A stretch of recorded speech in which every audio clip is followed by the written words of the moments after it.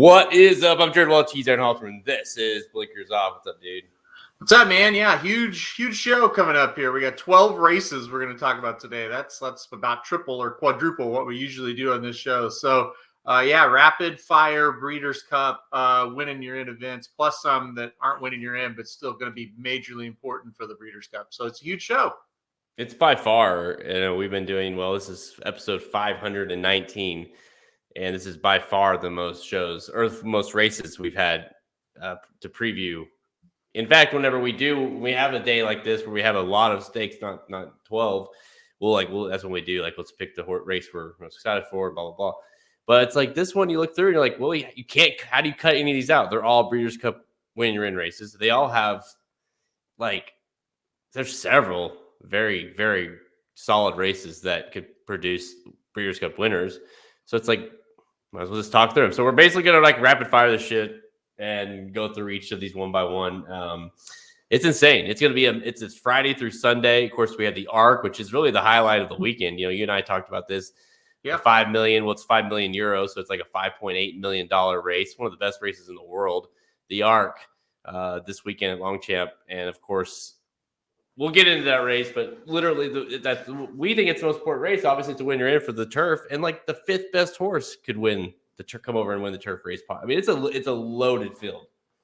Yeah, it is. It's great. And like I said, when that field came out, it's like, well, you got to add that one because, like I said, even the also rans could come over here and be competitive, let alone the horse that wins it or finishes second, something like that. So, yeah, I mean, it's fantastic.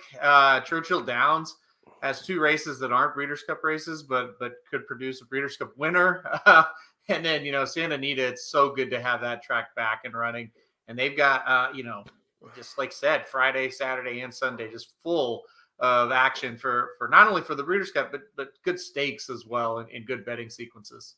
Yeah, at that time of the year. I mean, this is really the last, we do have next weekend. Of course, Keeneland's back, and I mean, can't beat that. But this is the last two kind of major weekends. And of course, you have one more weekend or one more day or kind of chunk of races after next weekend's 8th and 9th, October 8th and 9th being at Keeneland. Of course, you have the mile, and you've got all kinds of Breeders' Cup winner races at Keeneland. But this feels like the weekend, this is that final push, whether or not, because obviously we have classic, we have a bunch of classic. We had classic contenders last week in the Pennsylvania Derby.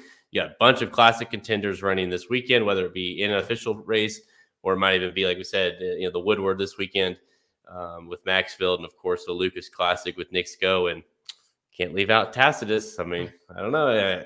This might be the horse. This might be the year for him. It's been looming in the background, waiting to make his. That would be the typical Tacitus move if he goes and wins the Classic. But okay, so we have a huge show, so it's not spend too much time here. But real quick, Pennsylvania Derby. Right call, leaving him up. Obviously, I'm talking about Hot Rod Charlie, my boy. Wins the Pennsylvania Derby. Wins the second race in a row. This time he didn't get DQ'd. Had an inquiry. Not only did it was an objection and an inquiry. He survives both. Did you think it was the right call? And, I mean, overall thoughts. He put up a huge number. Is he now officially kind of, okay, he can win the Classic? Yeah, I mean, I'd take a pause on the numbers coming out of Parks. We've kind of seen some funky ones in the past, but numbers aside, he passed the eye test. Once again, he pretty much, Midnight Bourbon starts to range up a little bit on Hot Rod Charlie, and he just found another gear and kicked away. So, yeah, I mean, he's a huge contender for the Classic right now. Dare I say the third choice, at this given moment. Maybe we'll see something different this weekend. But is he not right there behind the Cox horses? The big two grays, Nick Sco, Essential Quality. After that, I think Hot Rod Charlie's right there. This 3-year-old crop is fantastic. And, I think Midnight Bourbon's turning into a really, really nice horse. He beat him no problem. So, yeah, I love Hot Rod Charlie. Crazy inquiry. It was just like, I don't really know what you're doing looking at that. But Hot Rod Charlie, yeah, man, he's the real deal. It's this 3-year-old crop, and that's a whole other, we can talk about that in the weeks leading up to the Breeders' Cup. But this 3-year-old crop is one of the best we've seen in a while. I mean, in terms of, you look at the depth of, not just obviously with Essential Quality, but Hot Rod Charlie. I mean, this Hot Rod Charlie is trying to build a horse of the year kind of year that he's done. Obviously EQ Jackie's Warriors emerged as a complete superstar sprinter. Midnight Bourbon, like you said, he's also he's finishing second in a lot of races, but dude, he shows up every time. And he's ran huge all year long. These 3-year-olds, life is good. I mean, he's a beast. I mean, we're talking about one after another. I feel like in these 3-year-olds that are heading to the Breeders' Cup that you feel like not only are really good, but they have a shot to win the Classic, to win the Sprint, to win the dirt mile. I mean, name it. These 3-year-olds are loaded. They're awesome.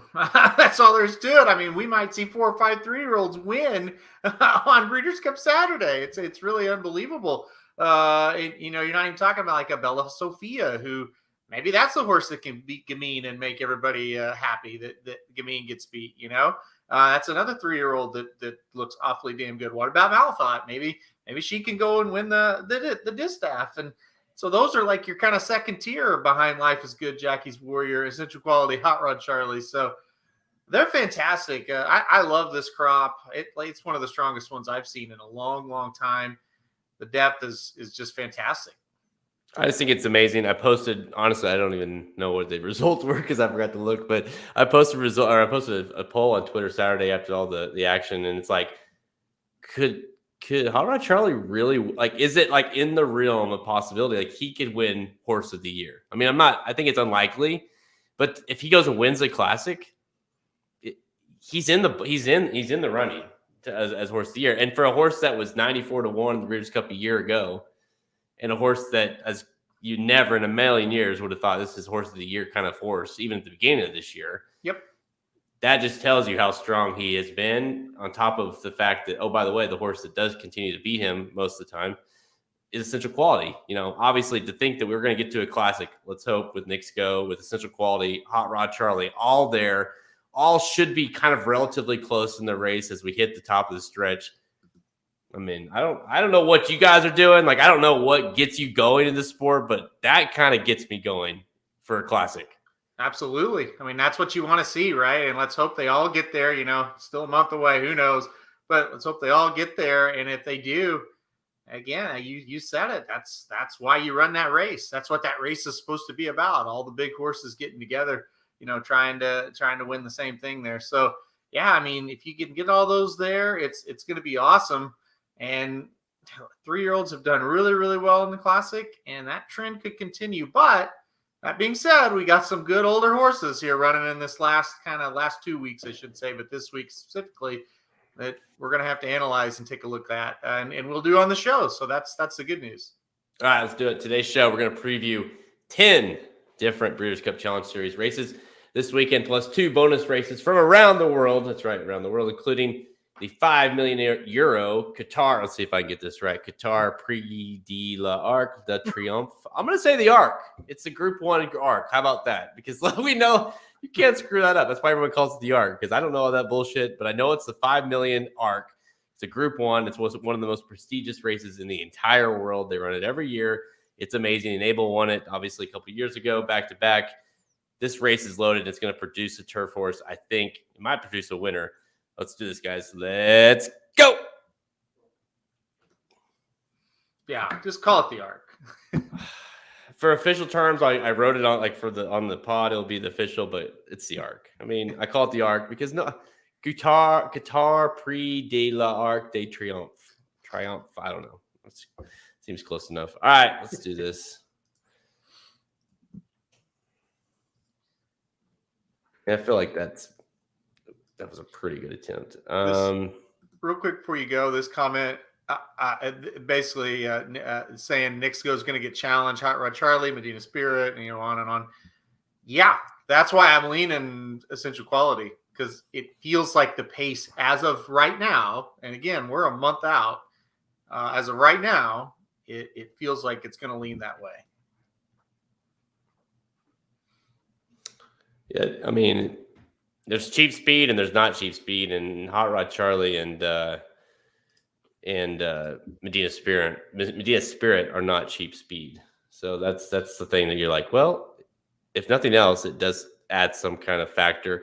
And even if it means Nick's Go separates, that means he's going that much faster and has that much, left or not left, and when the real running, starts. So yeah, EQ, man, I think it seems like it's been his year all year. You know what I mean? Mm-hmm. And it'd be hard. I'm kind of on that thinking as well. But I don't know. Nick's Go has a way with me, so let's see what he does on Saturday. He might bring me right back. Yeah. Him and I, I can't quit him. So we'll see. Hard not to love that horse. So, like I said, he's got a off the board finish in him too. We've seen that. So we'll see. Yeah, he sure does. It's not been that long ago. All right. Okay. So it's going to roll through these, and if you guys have thoughts, comments, we'll try to get them up as fast as we can. We'll mention, talk about it if we feel like we need to. But otherwise, we're just going to roll through these, and of course, we've got picks, detailed picks, how we're playing these races and whatnot on the site at racingdudes.com if you want to learn more about these races. But again, too many to talk about. We don't, it's Halterman's been on the air for like 12 hours today, probably, so he needs a break. Needs to go get suck down some lemon juice or something, clear his throat. I'm here as long as you need me. All right.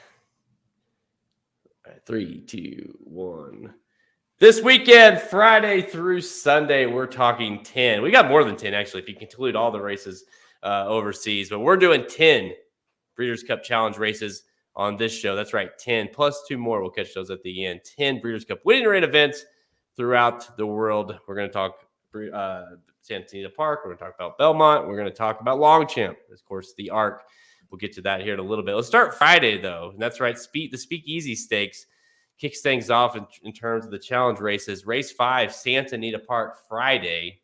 $100,000 for 2-year-olds, 5 furlongs on the turf. It is a win and you're in for the juvenile turf sprint. Halterman, what do you think? Nothing like starting off with one that I, couldn't care less about. Really, right. This is Speakeasy, right? And this is one that's always just kind of a who knows. It's just kind of a wide open event. Tell you what, though, this year with the sprint, the juvenile sprint, we kind of have our work cut out for us right now because we don't have that golden pal to lean on this year. We do have to kind of figure out who to pick, and right now it's completely wide open. I do an article every week, kind of, early predictions, way too early predictions. And I never really know what to do with that race. So I'll kick us off, though. I'll quit delaying. I kind of think Forbidden Kingdom is going to run pretty well here, not getting back, I should say, but getting to the dirt. I think this horse definitely better around one turn. They thought about stretching him out to the American Pharoah. Put him right here. By the way, American Pharoah, the sire of this horse, really usually his horses do well on the turf. So I'm going to go number 4, Forbidden Kingdom, to kind of kick us off here. But I think, you could go 3 or 4 different ways. Yeah, I think I'm all over this race, really. I kept looking at different horses. I mean, it's interesting to see that Peter Miller's got a few in here. Of course, Pratt stays bored with Time to Party. He rode Anmer Hall on debut. That horse, obviously, he switches over to the other. But Anmer Hall gets Rosario, which is a sneaky little addition here. And, this race has a lot of speed, and it seems that way, with the 7, like I mentioned, with the 5, another favorite, Wesley Ward, the Forbidden Kingdom. All very good horses, all seeming. But this horse 3 came flying late in his debut, and maybe he's not good enough, but the fact that you got Rosario, that's Peter Miller, and sometimes you have that other Peter Miller horse that runs huge. You get Rosario, that's is going to be coming late, a horse off the pace. So I'm going to take a little bit of a shot to kick things off here at 8-1 on number 3, Anmer Hall. But again, this is one of those divisions I feel like you're not going to really have your pick, even a thought of who your pick is, until you really get to see the field when it comes to the Breeders' Cup, because it has been that kind of weird division where it's really hard to come up with one. Yep, absolutely. We're going to have a couple more at Keeneland. I think one's going to be at Keeneland, one at Belmont next week, and then we'll probably make that decision after we see those horses. All right, we got 2 really good juvenile races here, and of course 2 that have serious juvenile Breeders' Cup juvenile fillies, juvenile TVG juvenile implications in terms of who could win this thing. Race 6, the next race at Santana on Friday, the Chandelier Stakes, grade 2, 200K fillies. 2-year-olds going to mile 16th. This is, again, a Breeders' Cup winner event for the juvenile fillies. Field 7 in here as well. Halterman, listen, let's just get this out of the way because we're going to talk about Baffert a lot on this race or on these next 3 days. It is what it is. Right now, you just have to try to pick winners. He's got Grace Adler. She's seemingly been very, very good. I'm having a hard time going against her. What about you? Kind of just seems to me like Grace Adler's the better horse out of the rest of these. She kind of was the better horse by far at Del Mar. First time going along, obviously going to be a question mark, but this horse has the breeding to get the job done.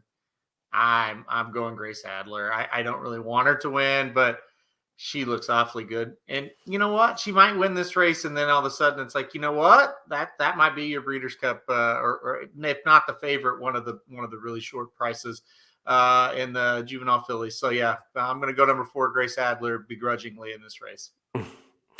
I love that D'Amato she's trying, man. He's going to throw as many in there as he can to try to beat this horse.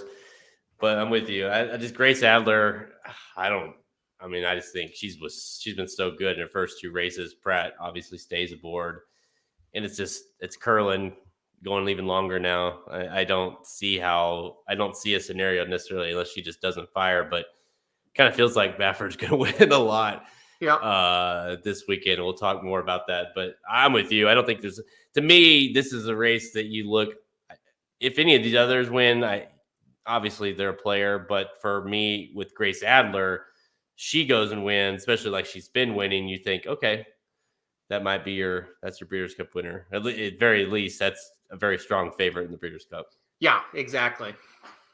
All right, let's move on to the next one. Let's see, there's so many in here. I guess the American Pharoah.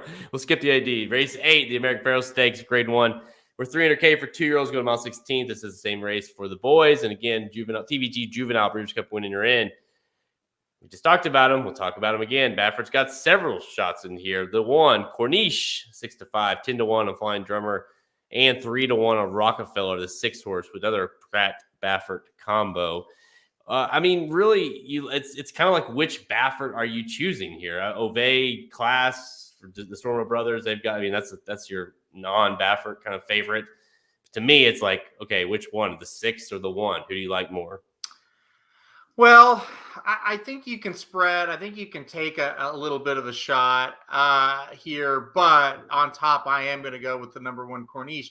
The reason why I think the horse might be a little vulnerable, draws the rail. I don't think that's ever great for a juvenile. And it's just kind of interesting that Flavian Pratt is on Rockefeller, Mike Smith's on Corniche. And I know Baffert's one of the few left where Corniche, where Mike Smith still is kind of the number 1 rider for some of these horses. So maybe it's not that bad of a thing. But I don't know. There's enough there to make me kind of pause. Where with Grace Adler, I just think she's the best here. A little bit tougher field too, but yeah, I'm going to go number 1 Corniche. I thought he was the most impressive maiden winner at Del Mar. So naturally, I think this horse has got a good shot right here in this race. This horse might be like, obviously we're going to talk a little bit with the other 3-year-olds. Of course, the Champagne coming up next. And we've seen some of these, these 2-year-olds coming up. And I think Corniche might, obviously this horse didn't even debut till September, which is, nothing for Bal Baffert to get a horse to debut in September and then win a race like the juvenile and, 2 months later. So no big deal. This horse runs a 98 buyer on debut. Absolute monster. Huge numbers all around that came back for this horse. $1.5 million purchase. Speedway Stables. The list goes on and on. Great breeding. Obviously, the expectations were there. Obviously, he exceeded probably the expectations on debut. And I'm with you. It's like if Mike Smith, if there was any changes in the system as far as who was riding who, then you might start to wonder, but he rode the horse on debut. He stays put. That's very typical for Bob Baffert. I just think this horse drawing the rail. Mike's going to go. The horse drew the 10th spot last time and cleared and then just went. I think this horse just breaks and goes, and you'll never see all the rest of these horses. We'll see as the horse's ass the rest of the way around. So another one here where I think we might leave the day Friday saying, okay, those are your 2 Breeders' Cup juvenile. Those are your 2 juvenile horses that you need to bet at the Breeders' Cup because it seems like they're going to be awful hard to beat here.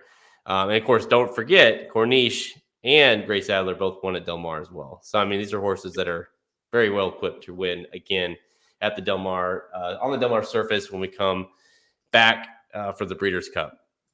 All right, let's go to, dude. I mean, it's just, I feel like it's gonna be a broken record, but I think I picked Baffert like 4 times. I mean, it just sucks, but here we are in California. Like, what do you think's gonna happen? I mean, that's just kind of where it's at,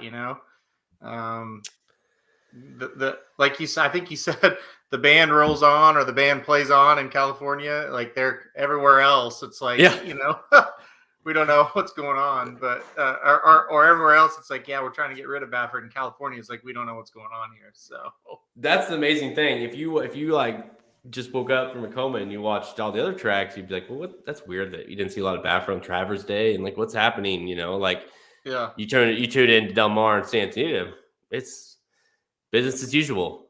Baffert's taking his picture, he's smiling, he's doing interviews. It doesn't matter, he's good. Like life is great. Yep. So it's like life is not good, it's great. So this is very interesting. All right, let's go to the Champagne on let's move to the next day. Let's see, that is the next day, right? Champagne is on Saturday, October 2nd. And again, another juvenile race. So we'll see. We'll see this race on Friday with Bob Baffert, maybe which one of his wins. See what they're about. And we'll jump to Saturday, and that's race 8 at Belmont, the Champagne. Let's see what these East Coast horses have. The grade 1, we're $500K for 2-year-olds going 1 mile. Field of 6 lines up for this one. And, this is one of those you got to be careful, right? Because, Jackie's Warrior fooled us a little bit last year in this race, running at a mile, and then of course went on to run. And the juvenile did not win. Got beat, of course, by Central Quality and Hot Rod Charlie. So the Champagne, Wit, 2-1, getting a lot of love there. Jack Christopher, Chad Brown, 9-5, 5-2. Of My Prankster, a couple really good debuters. Those are really the team. Good Night, the horse that kind of sort of upset, I guess. Wit. Last time out. Good Night with Asmussen at 4-1. Getting no respect here. What do you think of this race, and how strong are you feeling? I mean, especially when you compare it to what we just talked about over in the Santa Anita. I think these horses can definitely compete with the Santa Anita horses. I don't think they're going to be overmatched. I don't really feel great about picking anybody in this spot because I can see Wit winning. I could see My Prankster. I could see Jack Christopher. And of course, Good Night, the hopeful winner. I could certainly see him winning as well. I thought about this one for a long time. I'm going to go with the number 2, My Prankster. Magic kind of talked me into this horse. Went back and looked at the debut. This horse looked like a monster. And then you look at Pletcher. He is on fire at Belmont Park right now. He's winning with all kinds of juveniles. He won with another one today, really impressively. And I also realized, that does point to Wit as well. And I think Wit certainly has a shot here, no question. But I'm going to go with kind of the new shooter, with meaning not the hopeful runners, Wit or Good Night.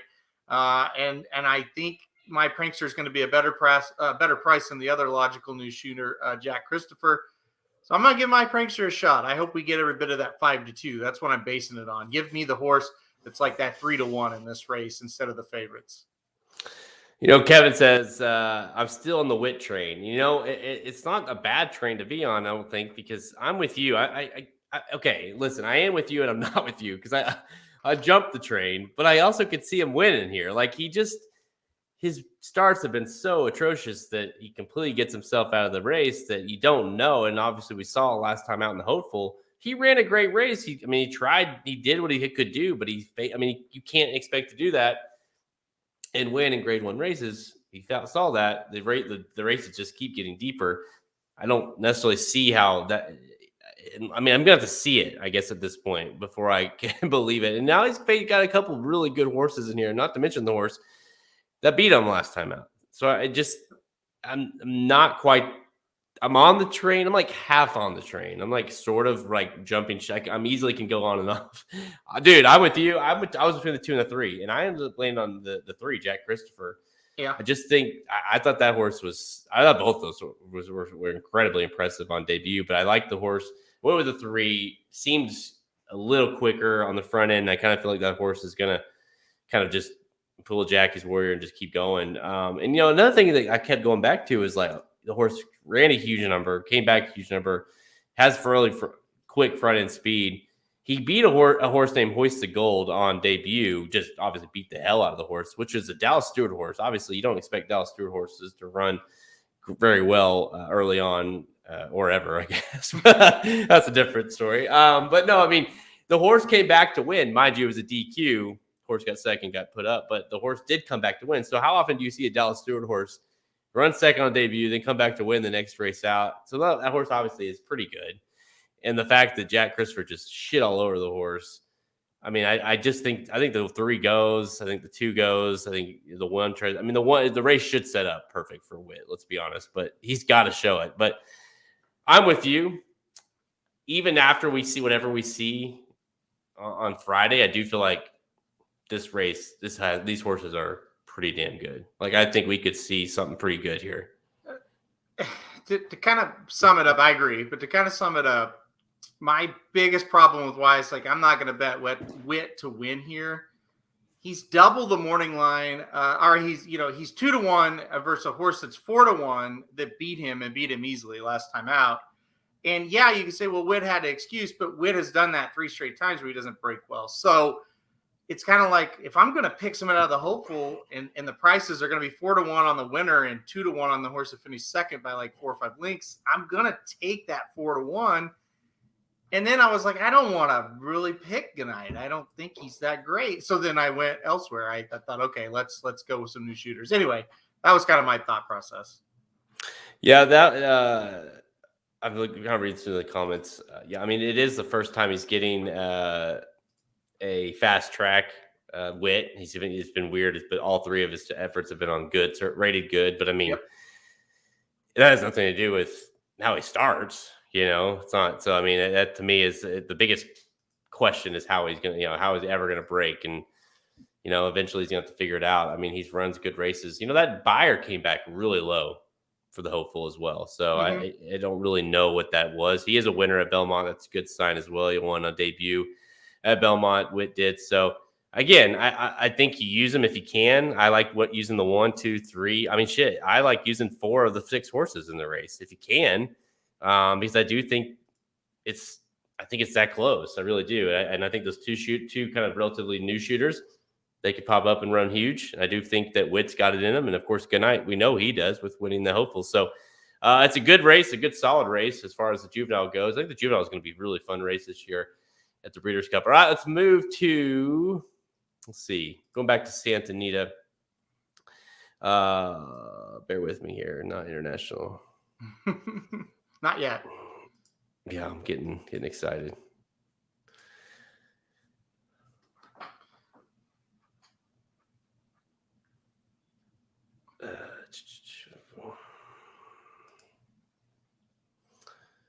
It is race 8, I think. Yeah. All right. Let's go to Santa Anita, race 8 on Saturday. The Santa Anita Sprint Championship Stakes, Grade 2 or $200K for 3-year-olds and up, going 6 furlongs. This is a Breeders' Cup winning event for the Sprint, of course. Dude, field of 6. Another one. I mean, okay, so 2-1 Dr. Scheibel, 5-2 on CZ Rocket, Flagstaff 7-2, 4-1 Collusion Illusion, 6-1 on Vertical Threat. Colt Fiction is 8-1. Every horse in the field at 6 horses are under 8-1 or under. So you can tell it's a loaded field in terms of competition. I don't necessarily feel like the Breeders' Cup Sprint winners coming out of this race because I think it's going to take a whole lot to beat our boy Jackie's Warrior, but it's a competitive race, so it does make handicapping it somewhat difficult. Is it possible that CZ Rocket just did not like Del Mar? I think it's very possible, and that's kind of the angle I'm rolled with here, to be honest with you. I did too, because, okay, Dr. Scheibel, right? Like, he beat him. But that number, and I don't care. I saw somebody saying, well, buyers don't mean anything. Well, I agree. But at any number you look at for Dr. Scheibel for that win at Del Mar, it didn't come back very strong. Okay. And then you got Flagstaff, and it's like, yeah, goddamn, I don't want to pick Flagstaff. Like, we kind of know what he is, and he certainly can win, but it's just like, yeah, it doesn't get me very excited. You got Collusion Illusion. meh. I don't know. He could win, but I'm not excited about him. I think if CZ Rocket just gets back to those Oaklawn races earlier in the year, and I know that's a long time ago, but I think if he does, I think he wins this, and it's not too tough for him, right? I'm going to hope that he gets back to that. I'm going to hope he just didn't like Del Mar that well. You get a decent price on him again. So I'm going to go CZ Rocket and just hope that he really likes Santa Anita. Yeah, the way I looked at this race is like, I don't know that I like Dr. Scheibel all that much in general. The horse, like, I mean, you can't take away the horse has won 3 straight races, including 2 grade ones. And then you're saying, I don't really like him. But I don't know what it is. I just can't. And it's like you look at CZ Rocket. I mean, obviously the horse wins really impressively at Oakland Park twice. Goes to Lone Star, of course, going a mile. That was crazy. Then goes to Del Mar. Barely gets third, barely beaten. Finished second, barely beaten. It's like he ran every race and he just was like in slow motion until the very end, and finally kind of got going. So it's almost he still got it. We'll find out. The way he's been working shows me that maybe he's going to have a little bit more speed into him earlier on in the race. And you'd love to see Flo having this horse close because I feel like he's going to kick. And the thing is, too, it's like this race is not, I mean, it's competitive, but like you kind of alluded to, it's not like it's awesome. You know what I mean? Like he's ran too good this year, including especially when he's been winning at Oaklawn early in the year, to not be a horse that like wins a Breeders' Cup Challenge race and be in the Breeders' Cup. You know what I mean? Like I just think this horse has ran too good to be in a position that he can't win here. So I'm with you. I think CZ Rocket's going to win. I hope you get anywhere in the ballpark of 5-2 because the horse has been the favorite of the last 3 races. I'd love to see Dr. Scheibel go off the favorite here. I think he will. He should probably, and CZ Rocket be second choice. So I think you might get a decently fair price on him as well. But I'm with you, actually. I'm surprised we both went there. That might be a bad move. But we're both sitting here on CZ Rocket to win the Santa Anita Sprint Championship. So when you look at this race and what that has to offer, and then you think about, okay, what about the East Coast older horses? And Yalpon got hurt, and so now he's no longer in contention, which leaves what, like Frenzy Fire? Like, how does Jackie's Warrior not just cruise in the sprint? Like, to me, he's an elite type, and the fields that he has he's potentially going to face, it's not great. We just haven't even if, like you say, if we have seen a sprinter that kind of interests you, like throwing a flight line or something, they're not running or they're injured or whatever. Right. So it's just like unless he just doesn't show up for whatever reason, I don't see. I mean, the way he ran at Parks, and again, it was Parks, but he just beat the shit out of that field. I mean, he just annihilated him. He's so fast that he just, I mean, any good horse can't, or any horse that wants to show speed, he just shits all over. And then the horses that are going to close, well, hell, they can't close into that. I mean, they just, they're either way too far back or they've been too close, and now they have nothing left to close into. So it's just he's an elite horse. He really is. So I'm with you. I mean, this is like, I think it's funny when you kind of have a division that you kind of sort of feel like is locked up, and you're talking about a challenge race. It's hard to kind of get too excited about it because you're kind of like, well, you're gonna have to run into that horse next. So good luck. Yeah, exactly. Let's go to the Rodeo Drive. It's race 9 at Santa Anita on Saturday. It's a grade 1 for 300. Cause I've got international just ready. I'm like waiting for the arc. It's a group 1, fillies and mares, 3 girls and up, going 1 1/4 miles on the turf. This is a Breeders' Cup when you're in for the Maker's Mark filly and mare turf. Field of 9 lined up here. 5-2 on Going to Vegas, 3-1 on Luck, 4-1 on Dog Tag. Dude, 5-1 on Magic Attitude. Are you? I know you're like willing Dog Tag to get in. Are you going to try Dog Tag one more time? Everybody can single Dog Tag. Okay, on Saturday. You're not using her at all. I'll probably use her, but I'm going to Vegas here. So go ahead and single Dog Tag because I picked that horse like 38 straight times. But I think Going to Vegas is gone in this field. I think the horse gets out in front, and I just don't know who's going to go with her. And if they don't, I don't know. I think just gate to wire, right? I mean, the horse likes Santa Anita. We've seen the gate to wire win from her over this track before. So I went going to Vegas. So that means Dog Tag wins this one easily. Well, let me ask you this. Was this a matter of on the 8 luck and going to Vegas? Was this a matter of Rispoli got his mount back, or did Pratt choose luck? I don't know the answer to that question. I would think Pratt chose luck, would be my guess. See, Rispoli had ridden going to Vegas the last 3 starts prior to the John C. Mabee last time out, where Pratt got that mount. Mm-hmm. He wins, obviously. So Pratt won with him. Luck makes her debut for Richard Baltus. Rispoli rides. Okay, so Rispoli. Mm-hmm. I was like, well, did Rispoli just choose to get his mount back, or choose to get those? But I mean, I'm thinking Pratt. It's like if he, so he never had ridden. You know what I mean? He never rode Luck before, so it's I know what you're saying. Yeah. So it seems interesting that Luck got Pratt here. So point is, I'm on Luck.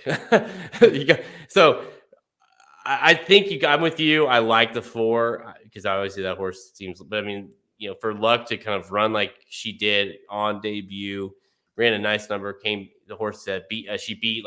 Came back to win. Just kind of cruised late in that race. I think she's going to be coming here. I have no doubt in my mind that she'll be coming. I just can she catch the 4? But I don't necessarily love this field. I mean, Magic Attitude is semi interesting, but I'd have to get a price on her if I wanted to use her. I'd have to see 5-1, north of 5-1, because I mean, she showed at some points in her career that she could win a race like this. She's just been really bad lately. It's just hard to kind of get on board with her. The last 2 races have just been a lot to be desired. So I went with Luck. I'd be interested to know what that angle is, what the decision was there. But I went with Luck, the 8. I do think going to Vegas is going to be dangerous on the front end. What do you think of this division, the Maker's Mark, Philly Mare Turf? As far as these horses going on to... in general, I mean, these horses, but just the way it is kind of shaping up for you. I would say if any of these horses finish in the top 8, I would be shocked at the Breeders' Cup. I mean, that race is going to be so tough. And that's really not even a disrespect to these horses there, but we've seen so many good horses in that division. Take a horse like Pocket Square, for an example, right? Who just dominated a stakes last weekend at Belmont. She couldn't even sniff the board in 2 of the other stakes that she was in that had like the actual heavy hitters. I just don't see how any of these horses are going to be able to parlay any kind of success into Breeders' Cup success. This is that group is just really, really tough.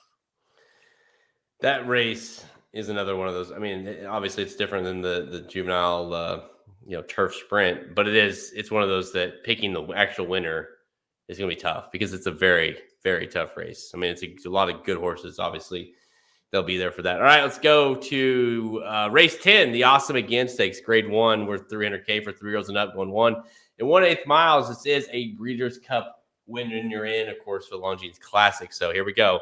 Got a couple classic races we're going to talk about. This is the first one. Field of 8 lines up here, 5-2 on Medina Spirit, the horse that scratched because of a bad post. Draws post 5. Apparently that's good enough for Bob Baffert here. Draws post 5, 5-2 favorite, scratched out of the Pennsylvania Derby. He's here. Medina Spirit, of course, your quote-unquote Kentucky Derby winner. He is still technically that.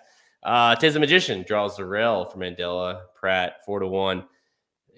Express Train, 4-1. It's like, this is like all the horses that we kind of like remembered, whether it be earlier on the year or have been running at Santana or Del Mar.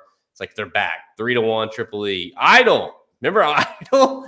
Idol's in the race at 5-1. It's like, hello, remember me? I remember, like, I won the big cap, 5-1. So, dude. It's dual close, which is just hilarious. Okay, Medina Spirit. He scratches out the Pennsylvania Derby. He's 5-2 here. It's obviously that's bullshit. Bob Baffert's probably saying, well, hell, I've got him so good right now. He's going to go win this race instead. That's a bigger purse in the Pennsylvania Derby. What are your thoughts on Medina Spirit? I have no idea what to think of him. I have no idea what to think of this field. I have no idea what's going to happen in this race. I mean, you look at these horses they all have so many problems.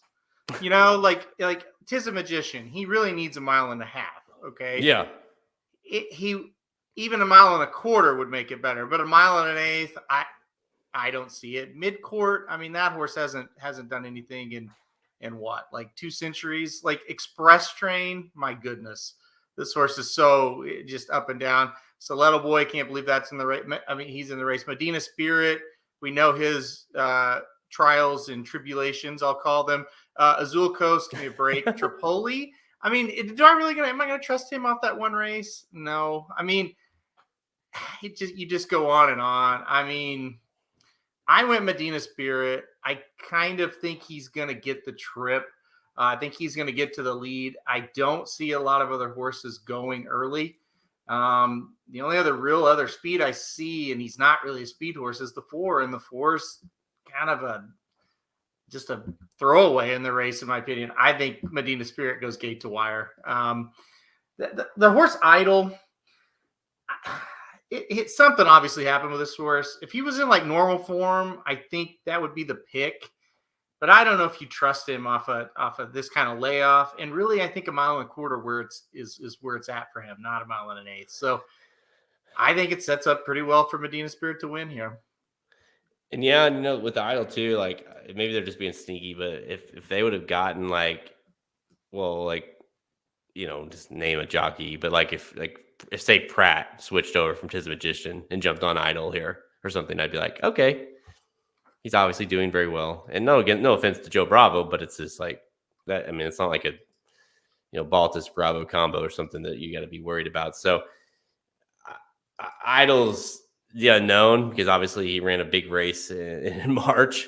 It's funny they were going to train up to the Classic. That was the plan. So he must have been just doing so well that here he is. So I think you take that. I mean, here he is. I'm with you. It's like, here we go. I'm picking Bob Baffert for 1, 2, 3, third time so far. That picked Bob Baffert, Medina Spirit.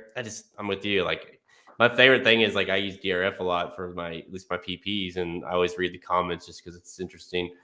In the last line is, he won't quit. And he won't. He won't quit. He'll be running. He will definitely be running late in the race.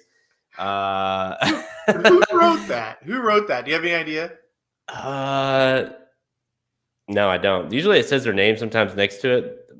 Hammersley wrote one of them, so I don't know if he wrote all of them. He probably did. But yeah, Hammersley wrote one of them. So yeah, but yeah, he won't quit. He probably didn't mean it how we would mean it if we wrote that. That's what's right. Funny. No, exactly. I'm with you. Tis a Magician, I think the only interesting part is with he wants to lead, so he's going to have to go to make to any chance. But I don't think, does he ruin the chance of? But I mean, Medina's he just gets that lead and he's going to do his thing. I don't think there's a lot to this race, to be completely honest. I think Medina Spirit, because it's just so typical, right? He really wins here, and Bob Baffert rolls in. It's we're talking about Nick's Go, and we're talking about Maxville later, and we obviously Essential Quality and Hot Rod, and Bob Baffert says, "Hey, remember me? Yeah, here's Medina Spirit, the horse that won the Kentucky Derby, and here I am. I'm going to win the Classic with this fucker." So I mean that's so typical. That's so typical, right? So I have no doubt the Medina Spirit's going to win this race. The one horse that I'm intrigued by, and I'll use on deeper tickets. You're going to be like, but Midcourt seems like a horse that might kind of like this distance and might be that horse that kind of comes up late. I don't know. He's got races in his past that could win this. That's what I was going to say. Once upon a time, Midcourt could win this race, right? It's just, Can he do it now? We just haven't seen it in a long time. I don't hate it. I don't hate it at all. Well, he's getting 12-1. He's gonna be totally overlooked. Listen, so if you this race is ridiculous. So yeah, I mean, Midcourt can win this race. I mean, we'll see. There you go, Nick. Could Midcourt be the thorn inside to Medina? I mean, he could for sure. Even when he was doing well, it seemed like he never really did what you thought he would do in a race. Meaning tactically, he would be like, okay, he's in a race, he's a lone speed, just go after him. And he would sit third, and then it would be he needs to really stalk today. There's a lot of pace, and he'd be up pressing the lead. So I can't trust the bastard as far as what he's going to do in this race, but he certainly could be that thorn in the side. I mean, dude, this is an interesting race just from a sense of like, okay, like you kind of expect Medina Spirit. And again, I hate it as much as anyone else does, but he is the Kentucky Derby winner. Because who knows when that's going to change, if it does ever. So Medina Spirit is still your Kentucky Derby winner, and he did look pretty dang good coming back. So it is what it is. All right, let's go to the main event. This is going to kick off on Sunday morning. So, you know, you got a big Saturday, a big weekend. Sunday rolls around. You got football coming up. Don't forget the Arc, and I'm not going to try to pronounce it again, but the Arc is coming up Sunday morning, our Sunday morning, and it's going to be airing on, I think it's on FS2 or FS1. It will be airing on oh, great. That. I believe it's like, I saw a press release, like 10 something, or, you know, Eastern or something time. Cool. It's going to be airing. So you want to make sure you check this race out, because I've got to put it on the screen. I'll just roll through, and this is all international. It is going 1.5 miles on the turf at Longchamp. This race is Idar is going to be your favorite at 5-2 currently. You know, Tarnawa, Hurricane Lane, Snowfall, Chronogenesis, Deep Bond, Love at 20-1. Once Upon a Time, Seal Away is on this race. I mean, this race is absolutely loaded with horses. Like I said, like Snowfall, Aiden O'Brien can come bring Snowfall over and be the favorite on the turf, or hell, Love could come over, be the favorite on the turf, or at least have, you know, so this is that kind of race. Halterman, this is the Breeders' Cup winning event for the turf, the Longines Turf, which of course is probably the second biggest race of the day in terms of kind of the hype and, you know, the kind of the superstar power. Of course, the internationals come over for this. What do you think of this race?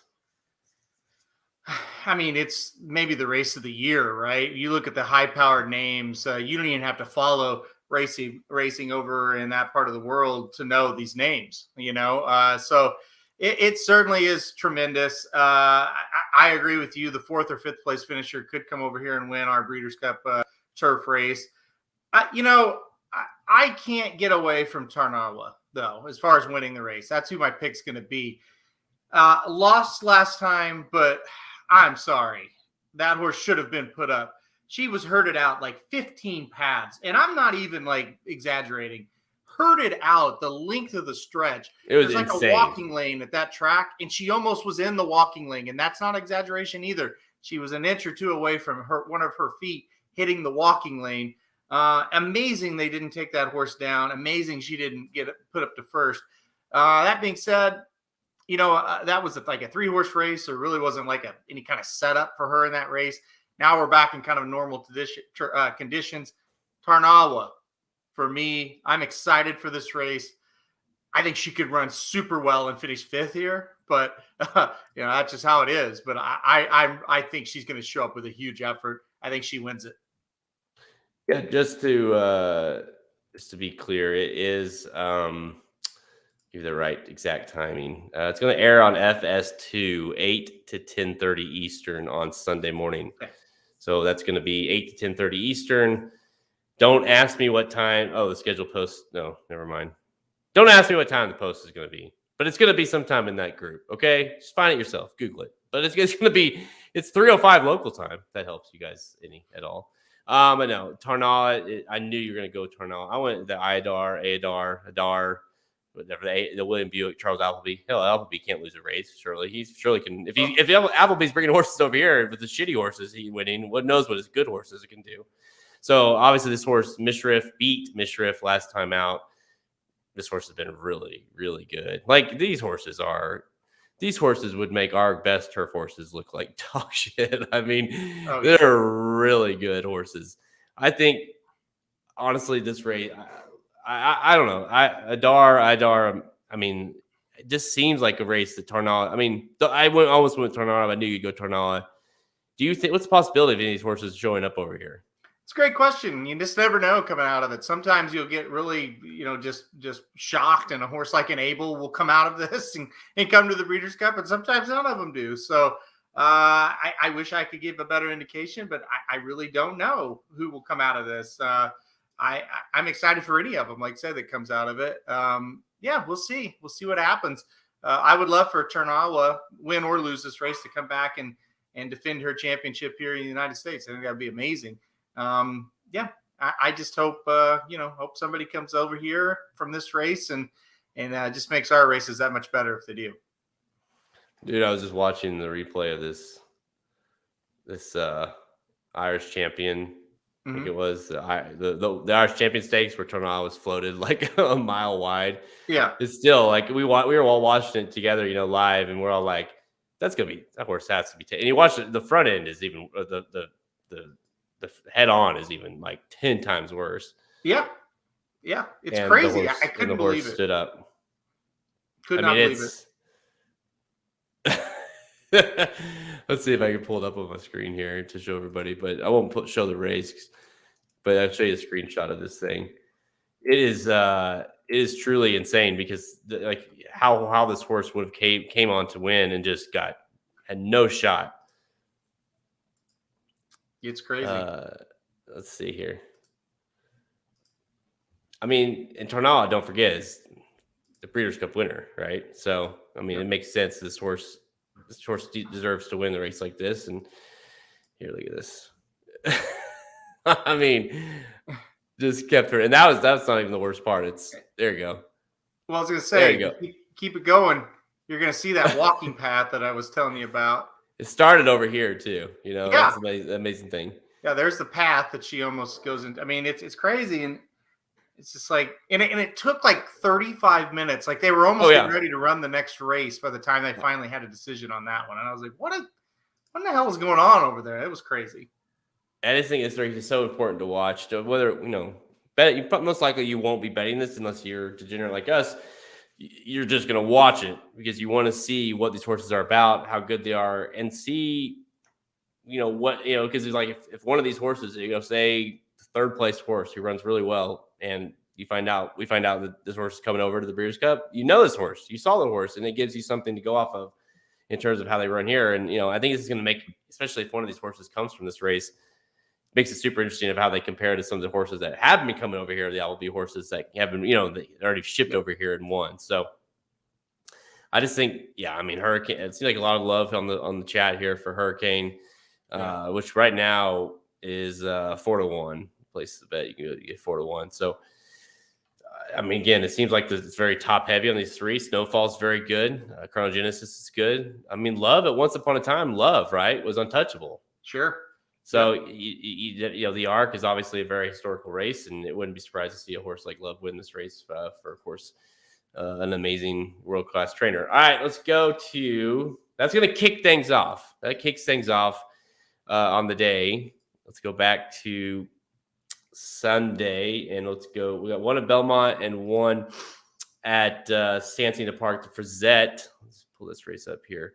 There's so many damn races, it's like impossible to keep up. Race 9 at Belmont Park, the Frizette Stakes, grade 1 with $400K for fillies, 2-year-olds going 1 mile. It is a Breeders' Cup winner in for the juvenile fillies. Field 9 lines up here, but make no mistake, the horse to beat, number 6, Echo Zulu, for Steve Asmussen Santana to ride. Unless there's one of these that's just about ready to explode, it's hard for me to see Echo Zulu losing this. She might be the most likely winner on all of Sunday's racing. That's what I'll say about Echo Zulu. I think she just crushes here. This is a logical next step up, going a 1-turn mile there at Belmont after the 7-furlong win. Yeah, I'm going Echo Zulu all the way. I never really even considered going anywhere else. I didn't either, frankly. I don't necessarily think. I don't know. I'm with you. I don't think there's really a lot to talk about here. Echo Zulu debuted, wins by 5 in the main special weight. Saratoga comes back to win the spin away by 4, just dominated. Gun runner horse. Obviously, these horses are just firing, man. And obviously, to me, she's obviously a winner here, but she's definitely, depending on, obviously, we're going to see what Grace Adler's about. Yep. But, this seems like a very serious player come Breeders' Cup time. Yeah. I I think she's going to be really tough to beat. I think it might be a 2-horse race between those two if we see what we are expecting to see this weekend.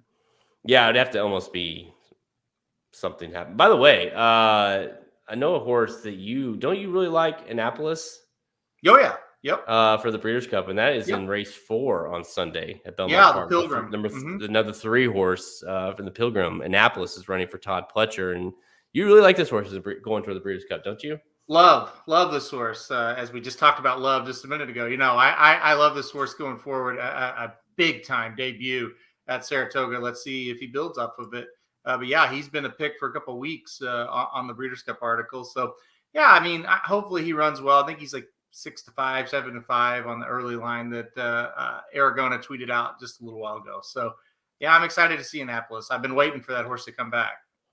I knew you were. So there you go. There's another bonus race we'll throw in here. Let's go to let's see. I didn't even have it on the screen. My bad. Let's go to the last one here. At least the last Breeders' Cup winner in. Go to Santina Park on Sunday, race 9, the Zenyatta Stakes. Grade 2. By this time, I think between the football that's happening on Saturday and Sunday, this race hits. Of course, it's 5 p.m. Pacific. We'll be like, okay, good. Let's have this weekend needs to be over. This has been a busy weekend. 200K, fillies and mares, 3-year-olds and up, going 1/16 miles. Field of 8, again, Breeders' Cup winner in for the Distaff. So we got a Distaff, Longines Distaff winner in event here. I mean, we heard a guy named Bob Baffert, Private Mission, another horse that scratched from the Cotillion last weekend at the Pennsylvania. Shows up here. Pratt, Baffert, as time goes by, is the other Baffert in here. There's a few others, Miller's got a few. D'Amato's got one. McCarthy, Gain. But, I mean, come on. It's Private Mission, right?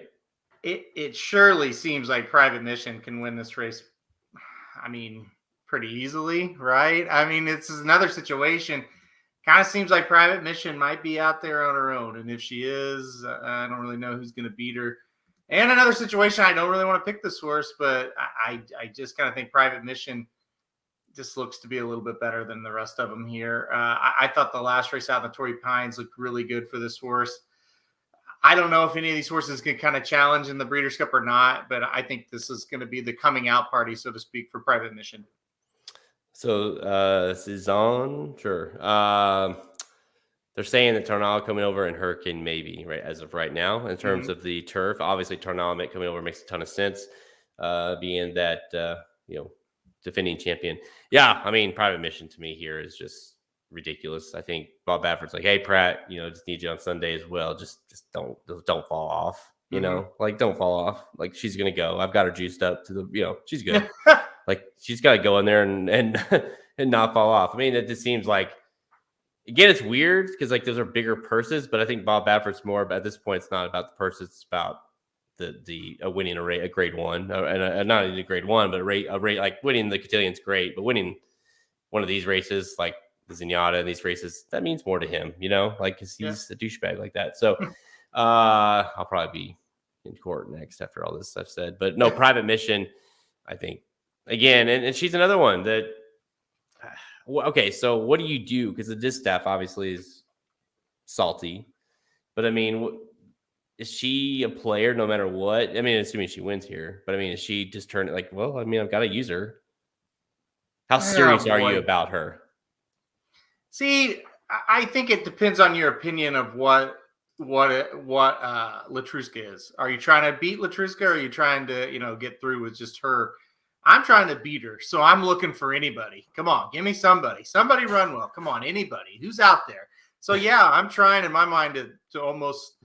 I can't say hope because it's a Baffert horse, but at the same time, it's like, yeah, give me at least like 4, 5, 6 to 1 on that field. That would be great. So I'm trying to hype up in my mind at least Private Mission. So we'll see, but I don't think right now you could really call her a real contender. But maybe she jumps off the screen at us, or maybe somebody in this race will jump off the screen at us. All right, that's a wrap on the Breeders' Cup, the American Pharoah, the Chandelier, Speak Easy, Champagne, Rodeo Drive, Awesome Again, Santina Sprint Championship, the Arc, almost tried it again, the Frizette, and the Zenyatta. Okay, we got 2 bonus ones to talk about, though, because we have 2 legit classic preps, final classic preps that we got to talk about that aren't necessarily winning your ends, but make no mistake, these horses will be there Let's kick things off with Churchill Downs on Saturday. That's race 8. Of course, the Lucas Classic, grade 3, is known as a race that a lot of these horses have used to prep for, of course, the Classic. 400K, going a mile and 1/8. 3-year-olds up, this is what it is. It's a prep for Knicks Go. And by the way, Tassis is showing up. That's really what it comes down to. Knicks Go. They said this rate. They threw this, and it's props to you, because right after his race, you're like, I wouldn't doubt it. They go, because like, what do you do with them? How do you prep? And you just train them up to the Breeders' Cup? Like, well, the Lucas Classic would make a ton of sense. And then next day or two, Cox threw that race out as a possibility. Here we are. Knicks Go 2 to 5. It's a paid workout, right?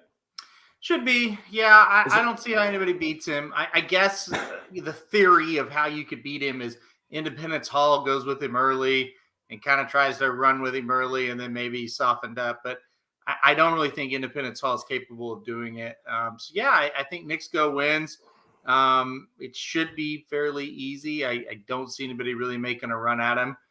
And I think it'll be a pretty useful prep, going a mile and 1/8 once again here. That'd be the third time in a row going a mile and 1/8. Should be a useful prep for that 1.25 miles at Del Mar. Shouldn't have to extend himself, but still gets another race. Around 2 turns, kind of going. Not the classic distance, but as long as you can go to prep. So. I'm excited to see him. I really am. They wanted a 2-turn race and they got it. And he should dominate here. Is there anything that for this kind of race, it's always tricky. Obviously, Brad doesn't want the most out of him. Doesn't want Rosario to even go into second gear if he doesn't have to, right? So it's more about maintenance, more about getting kind of loosening up the screws a little bit, get them tightened up, loosen them up, tighten them up for the final race. Yep. Which is probably going to be his final race of his career. Is there anything that you're looking for one way or another? It's just a matter of like, go do your thing, win. I don't care if he wins by 1. I don't care if he wins by 10. Like, just go win. That's really that's all you really needed to see. Well, I thought he would win the Whitney right after the Cornhusker because of the way he finished. And a lot of people looked at that and said, well, it's a Cornhusker. It's Iowa. There's no competition. Who cares? And that's all true. But at the same time, you could tell the way the horse was finished that race that, okay, distance is not a problem, and he's got a high cruising speed, and he's back. He looks like he used to look. And then he came out and did it again in the Whitney. So I think naturally that's what I'm going to want to see on Saturday. Just finish up well. And like I said, I don't care if it's a length ahead or 10 ahead. Just finish the race up well. Look like you did in those last 2 coming down the lane. And it's all systems go for the Breeders' Cup. Cindy says playing against Knicks Go. So I'm interested. I'm not going to ever say like you're like that's your, whatever, it's your call, but I'm more interested in why, what's your reasoning? Because you need a reason to beat him, right? How does he get beat here? Well, can I jump in and say he's in a sequence with Bo Liam as well. So you're going to have 2 horses that are really, really short prices. So is it a situation that you're going to try to go with Bo Liam over Knicks Go and you're going to try to beat him or are you going to try to beat them both or what is the question? I don't hate it from a wagering standpoint. I think you're going to need some luck, though, for sure, to get Knicks Go beat here. Mostly when I play tickets, I like to hit winners. So that's why I would use Knicks Go. Me too. That's the only trick to that. I get from a logical standpoint it paid more if Chess Chief won, but Chess Chief ain't winning. So I guess Tacitus. Like I was going to say, I do wish we had another option that was better.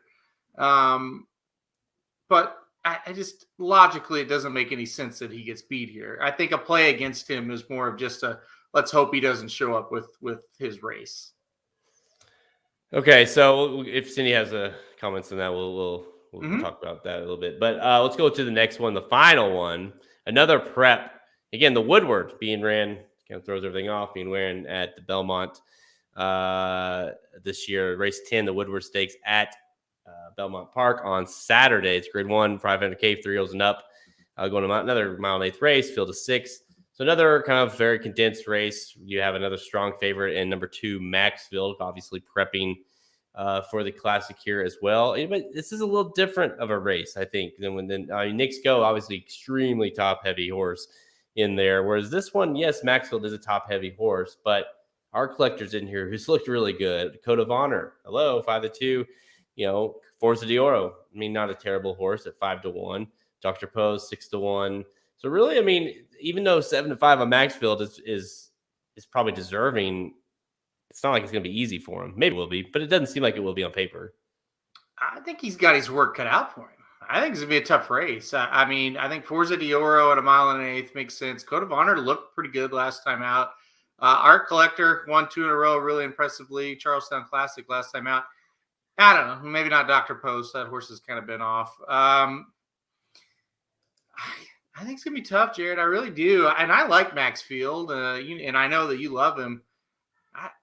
I'm going to put him on top. I think if he wins this one, he's done something. I don't think this is an easy race to win. Yeah, I know. I'll be honest with you, dude. Like, he should win, but I'm not sitting here thinking, okay, he's like, lock it up kind of horse at all. No. But especially not when you compare it to Knicks Go. He did finish second in the Whitney somehow. He finished second in the Whitney, but I just thought that proved his class was just not quite there. And again, I know that this is not Knicks Go, but our collectors looked pretty damn good his last two. Like, he's coming to this race very, very strong, in my opinion. And then, Code of Honor, hadn't seen since January. He came back, looked really good. I mean, he got a good number for it. He looked good. He kind of passed the eye test. So we'll see what he is. But again, he's obviously a very talented horse. He's won over $2.8 million in his career. Then Forza d'Oro, a horse that did not win the Jockey Club, ran lost to Max Player and Happy Saver. He was good. I mean, I want to say he was my pick in that race. So I mean, he obviously has potential. He's ran well in the past. He likes Belmont Park. So again, to say Maxfield rolls in here, has never ran at Belmont. He's in starts at this distance, has 1 win, 1 second. So he likes the distance, but you just don't. He'll be used, obviously, but I think this is where you can try to beat him. Yeah, I agree. He's and to be honest, I don't like. He showed me that day in the Whitney, and you're talking to like, I mean, he pops up. On my background on my computer, I have like 20 different. If I like a performance of a horse or whatever, and I like to find a good picture. Yeah. On the photos sent to me, I throw it on my computer and it just rotates sporadically throughout the. And so he's like on 3 of them, So I love Maxfield, but I was like, yeah, I don't know. Like, the Whitney showed me like he's a good horse. He's not capable of beating these really great horses like the Knicks Goes and the Central Qualities. So maybe he wins here, and maybe Art Collector and some of these horses are kind of frauds, but I do think he'll have his work cut out for him. Yep. It's going to be tough. It's going to be a good race. It's a field of 6, but it's almost like, I mean, it's not as good as the Whitney, but it's almost like the Whitney in the fact that it's competitive, at least, Now, one comment has Cezanne. I'm gonna call it Cezanne. This is a very good comment, and I think it's very worth noting. It has the new blinkers. Has blinkers back on. I guess it has them on. Never had them before, so it's interesting, and I like that move. And because you're going to run into Hot Rod Charlie, who there was talks about. Obviously, he had the blinkers off. Are on. They took him off. Now they're wondering, should we put him back on? Because he's been all over the stretch, you're hesitant to do that right into the Classic, right? To throw on. Now you have Maxfield throwing on blinkers in his prep, which I think is a really good move to do, right? A good for Walsh to be like, listen, let's try blinkers on him. Let's see if that helps. Then we'll know for the Classic. So yeah, you get the blinkers on. His works have been good. So, I mean, you never know, but I like the move just from an equipment standpoint. When you're going to try something like that, it's nice to see, okay, we're trying it here versus trying it in the Classic. So that's a great move. I agree with trying it here over the Classic 1000%, but I don't really know why this is needed. That's kind of where I'm at with the blinkers. I'm not really sure they're needed. But listen, I don't train the horse. I'm not around the horse every day. So you kind of got to just trust that, right? But no, I mean, the horse has lost twice in his 9 career starts. He's 7 for 9, and the 2 losses were to Knicks Go. It was just phenomenal in the Whitney. Yeah, and then of course the Big Cap, which was just kind of a weird race. Yeah, like Nobody was beating Nick's Go, period, that day. So, No one. He still got second. I don't know. I mean, we'll see what happens with it. I don't know if it's like a huge factor one way or the other. Who knows? Maybe he jumps up and he runs great, and it's like, okay, you're a genius, So we'll see how it goes here. I guess the logic is keep him a little bit more focused early on, because he has kind of been falling back a little bit, and like let's get him closer involved. And maybe Walsh knows in order to beat a horse like Nick's Go or to beat a horse like Hot Rod or Such a Quality, like you're gonna have to be closer to the pace. You can't. How about to win at Del Mar? You got to be a little closer too. Maybe that's part of it. As I'm sitting here thinking about it, he can't be 11 links back. Yeah. We got to be closer at Del Mar. Let's see if he can do it. So maybe it does make sense the more we talk it through here. That's a smart move to try it. Well, and again, it isn't like even if you're against it, it's like this is the race to do it, right? Yes, it's 1,000%. Yeah, you lost last time out. It's like, okay, let's go back to the drawing board, so to speak. Let's figure out what makes sense. Maybe Jose said something like, "Hey, he seems a little distracted," whatever. Boom, throw blinkers on. Maybe he goes and rolls here. And you're like, oh shit, maybe maybe that's all the difference he needed. Now he goes into the Classic, and you're wondering, can he beat Nick's Go here? Maybe that was what it's a huge thing to at least try here. But Maxville obviously is the pick. But I think this is another one of this in the sequence. I'm not so a fan of going crazy in the Nick's Go race because I think he's a single. But I think if you want to go Art Collector in here, maybe he just goes and steals this thing. If you want to go Code of Honor, maybe he's back. Forza Dioro, I think, is capable of winning, pulling off an upset like this. I don't have any problem with it. But to me, you and I are both picking number 2 Maxville. Boy, we got a hell of a football game tonight. This looked like a dog on paper. It's 21-21 now. Is it really? Yes, these two teams have put on a show in the second half tonight. It's been a fantastic game.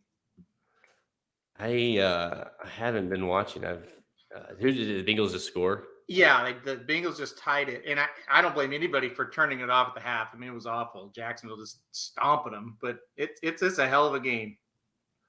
Look at that. Yeah, that's hey, you know what? For this kind of, take anything on a Thursday night game, but these Thursday night games have been pretty decent. Yeah. Well, yeah, especially you think on paper they haven't looked good, and then you get it to the games, it's like, damn, these are good games. Like that Washington Giants game. It's like, oh, who wants to watch that? Well, that was a hell of a game. So, by the way, the Manning brothers did it again. Like, yeah, it just keeps getting better. It just I love watching, and I love watching like the highlights. They even have like a highlight afterwards. I don't know if you've ever seen those, like where they show all the funny clips. Yep. And Eli flipped off the camera on the last one, and they just talk shit to each other, and their dad gets on and gets mad at Peyton for what he said, and and being mean to you or whatever. It's just like, yeah, it's like you're watching these two brothers who happen to be Hall of Famers. Or eventually, I guess Eli, that's debatable, but one Hall of Famer and his brother.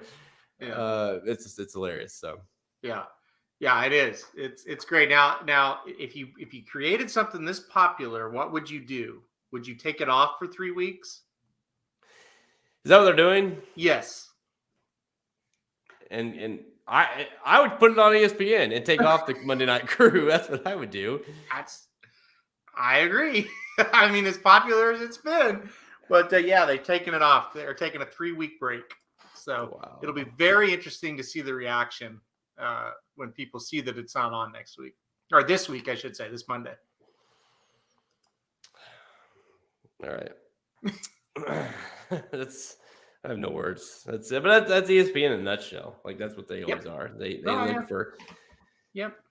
It's not the norm. It's not the usual. Those guys are so awful on Monday night too. It'd be different, I guess, if I really liked the Monday Night Crew. It's been so bad for so many years. Yeah. All right. So all the time we have to check out racingdudes.com for our free picks and our premium selections, of course, on our products page. Click the Get Racing Dudes premium button at racingdudes.com to learn more. We had the Pennsylvania Derby wagering guide last weekend.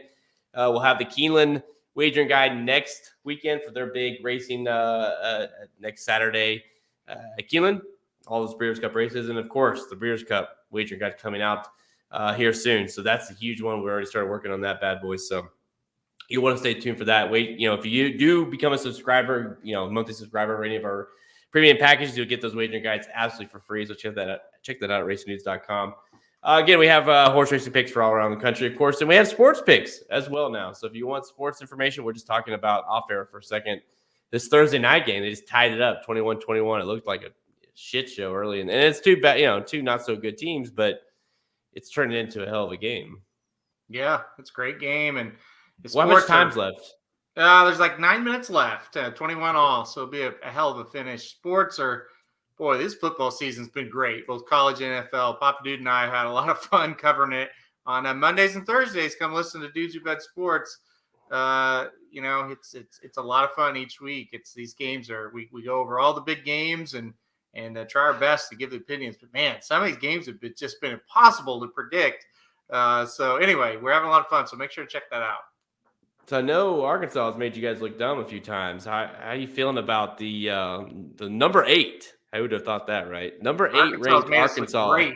They've made us look great every week but one. Last week, we both picked them to win outright, and they were underdog. And we picked them to cover week 1 and week 3. It's just the Texas game. We both missed them. So, we were all over them last week. So that was big. They're an 18.5-point underdog this week at Georgia, and we have Arkansas. We took Arkansas plus 18.5. That's just a lot of points. I think they cover it for a team that, for a team that just seems like they have already completely outdid their expectations. They seem like they play. Their defense is pretty damn good, and I think they're gonna like that. That the defense keeps it close. You know what I mean? They've got at least keeps it within the 18 points. They've got 2 wins, more impressive than anything Georgia has. There you go. So I think they're going to give them a hell of a game. I really do. I don't think they'll win, but I think it'll be close. Yeah, it's a hell. This Arkansas team, this Arkansas program was just beyond awful for so many years. Just couldn't beat like the teams that you schedule early. The teams that get paid to come play there couldn't beat them. Yep. And now it's even if, like you say, they probably will lose 18 point, but if they win, they're top 5, right? Yep. Maybe top 2. That's insane. You could beat 3 ranked teams, one being number 2, and you beat them on the road. They're probably number 2. I still don't think they're ready to go beat a team like Georgia. But you got to think. Georgia, okay, Clemson week 1, they beat them, and everybody was like, what a win. Clemson they're awful. So Georgia, this will be the best team they played. I expect them to play well and win, but we don't know for sure what Georgia is. We'll find out. This is going to be a hell of a game. Yep. This is the game of the weekend for sure in college football. Yep. All right. Let's put a wrap on this. Magic Mike Show. Go check them out. They did the late pick 4 at Santa Anita. Of course, I think Magic's going to be there, so he's pumped about being back at Santa Anita. Of course, big racing. He gets to go see Bob Baffert win in the winner's circle a bunch of times, probably. So we get to see that. Again, go to racingnews.com. You have all the information you need. Sports, even go to racingnews.com/sports to get all that as well. Check out, again, if you want the full analysis of the college football slate, NFL slate, go check out Dudes Who Bet Sports podcast on all your channels as well. All right, I'm Jared Welch. He's Aaron Halterman. Good luck this weekend.